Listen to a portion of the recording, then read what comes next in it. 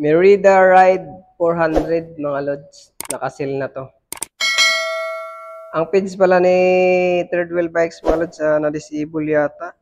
Naka-disable yung page ni Third Wheel Bikes. Si Third Wheel Bikes, gagawa pala siya ng bagong page. Abangan nyo yung bagong page ni Third Wheel Bikes mga lods. Nakasil na to mga lods. Sa issue pala mga lods, unahin na natin issue nito. Yung hood niya medyo luma na. Palitin na. Saka yung sa kabila, yan wala na. Madali lang naman hanapin yan sa Shopee or Lazada mga lods. 105 pala tong ano niya mga lods. STI niya, naka 105 po. Maganda rito, naka internal cabling na siya mga lods. Alloy frame, carbon fork, Merida.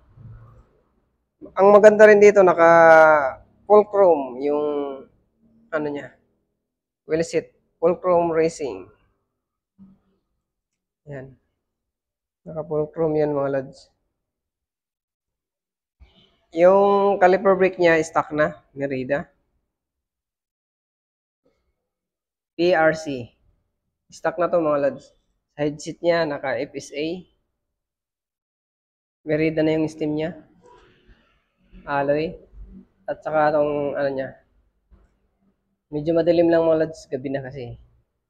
Alloy. Merida na rin to mga lods. Itong saddle niya, Merida na rin. Sa size pala nito, 52 yung top tube, 50 naman yung seat tube. Merida na yung ano niya. Seat post, ito naman carbon. Seat post. Yung clamp niya, Merida na rin. Sa top tube niya, kung mapapansin niyo mga lods, yung sa pent niya, may mga guhit-guhit siya. Yan. Hindi ko alam kung design to or yung pent talaga guhit-guhit na. Pero sa mga ano lang to. Dito tulad din ito. Merida sa mismong Merida lang mga lods, pero dito hindi naman. Ganon din dito yung Merida. Yan. Alotech bottom bracket na mga lods. May dalawa ng battle cage. 105 yung ano niya.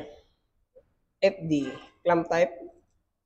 Naka Shimano ng series yung crank niya, 5034. 105 na rin yung ano niya. RD. Naka 2x11 speed mga lods.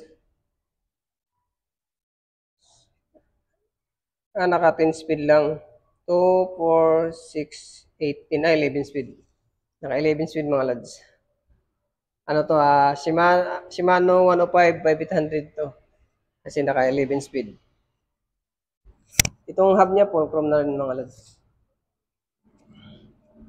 Itong ano naman niya, naka-clutch. Clutch pedal. Naka-clutch pedal yung ano niya. Baliktaran. Sa presyo pala nito mga lods, naka-sale na siya sa 33,000 mga lods. Ilalagay ko na lang yung contact number sa screen mga lods para kontakin nyo na lang mga lods. Kasi naka-disable kasi nga page ngayon ni Third Wheel Bikes.